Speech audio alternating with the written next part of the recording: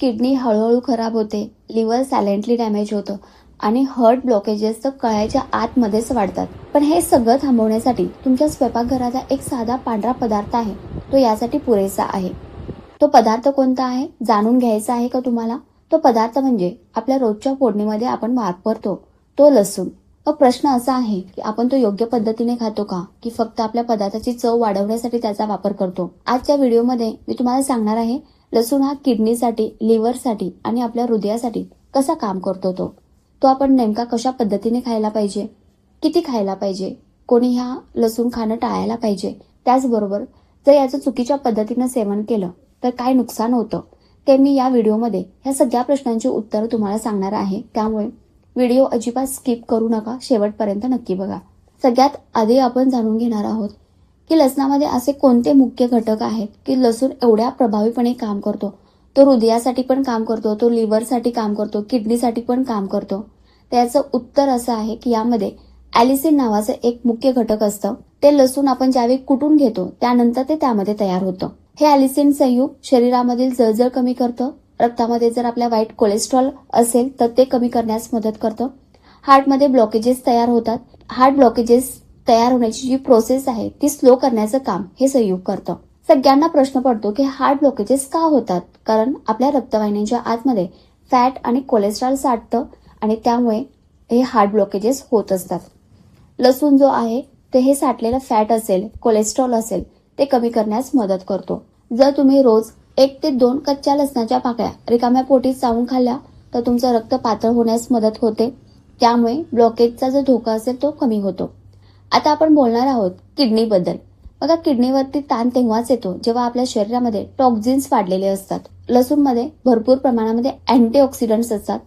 हे टॉक्झिन्स जमा झालेले असतात, ते कमी करण्यास लसूण मदत करतो. टॉक्झिन्स कमी करून आपल्या किडनीला संरक्षण देण्याचं काम हे लसूण करत असतो. लिव्हरच्या बाबतीमध्ये म्हणायचं झालं, फॅटी लिव्हर होण्याची समस्या आज खूप प्रमाणामध्ये वाढलेली आहे. अगदी 30 ते 35 वयातल्या लोकांना सुद्धा फॅटी लिव्हरच्या समस्या ह्या आहेत.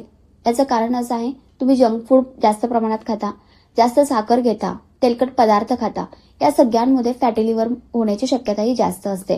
लसूण काय करतो? लिव्हर एन्झाईम्स ऍक्टिव्हेट करून लिव्हरला आपल्या डिटॉक्स करण्याची प्रोसेस चालू करतो. लसूणमध्ये लिव्हर एन्झाईम्स असतात. लसूण लिव्हर एन्झाईम्स ऍक्टिव्हेट करून लिव्हरची डिटॉक्स करण्याची जी प्रक्रिया आहे तिला चालना देतो.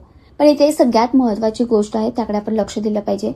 लसूण फक्त आपण फोडणीमध्ये परतून खाल्ला तर त्याचे सगळे फायदे आपल्याला मिळतात असं नाहीये. असं बऱ्याच जणांना वाटतं की मी तर लसूण भरपूर खातो, माझ्या प्रत्येक फोडणीमध्ये लसूण असतो, तर त्याने काही तुम्हाला फायदा भेटत नाही. कारण असं जास्त उष्णतेमुळे काय होतं, त्या लसणामध्ये असलेलं जे ॲलिसिन आहे ते कमी होतं. त्यामुळे लसूण हा कुटून खाणं हाच सगळ्यात सर्वोत्तम पर्याय आहे. त्यासाठी तुम्ही लसूण 5 ते 10 मिनिटं कुटून झाल्यानंतर तो तसाच ठेवायचा आणि त्यानंतर तो खायचा.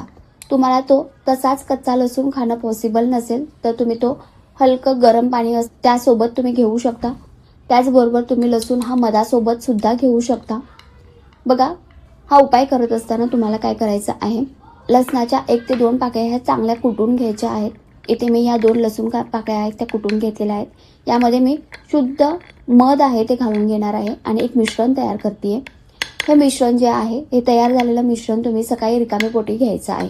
ज्या लोकांना कच्चा लसूण खायला त्रास होतो, त्याचबरोबर ज्यांना या लसणाचा जो स्मेल आहे तो आवडत नाही, त्यांनाही त्रास होतो, ज्यांना घरगुती उपाय करण्यासाठी वेळ नाहीये, अशा लोकांसाठी मार्केटमध्ये गार्लिक ऑइल कॅप्सूल्स किंवा गार्लिक एक्स्ट्रॅक्ट सप्लिमेंट्स आहेत.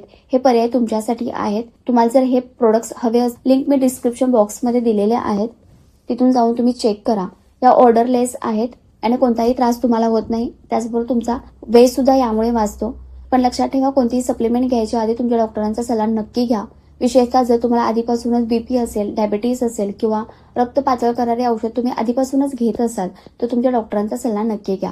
आता आपण सगळ्यात महत्वाची गोष्ट पाहणार आहोत, ती म्हणजे हा लसूण घेणं कोणी टाळलं पाहिजे.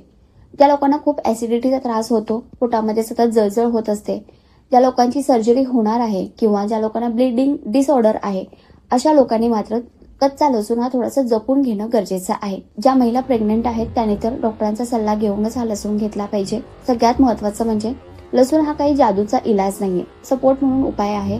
जर तुमचा आहारच चुकीचा असेल, जर तुम्ही व्यायामच करत नसाल किंवा जर तुम्हाला झोप कमी असेल, तर फक्त लसूण खाऊन काही फायदा होणार नाही. त्यामुळे लसूण, त्याचबरोबर संतुलित आहार, त्याचबरोबर योग्य असा व्यायाम, त्याचबरोबर भरपूर प्रमाणामध्ये पाणी पित असाल तुम्ही, तर हा फॉर्म्युला जो आहे तो तुमच्या किडनी, लिव्हर आणि तुमचं हार्ट यासाठी सुरक्षित असा उपाय आहे.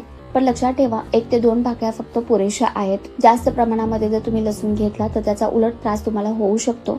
हा एक साधा पांढरा पदार्थ जो आहे तो तुम्ही योग्य पद्धतीने घेतला तर तुमच्या शरीरासाठी एक प्रकारे ढाल बनून राहू शकतो. तुम्हाला असेच आणखी उपाय जाणून घ्यायचे असतील तर चॅनलला सबस्क्राईब करा. भेटूयात पुढच्या नवीन व्हिडिओमध्ये. तोपर्यंत धन्यवाद.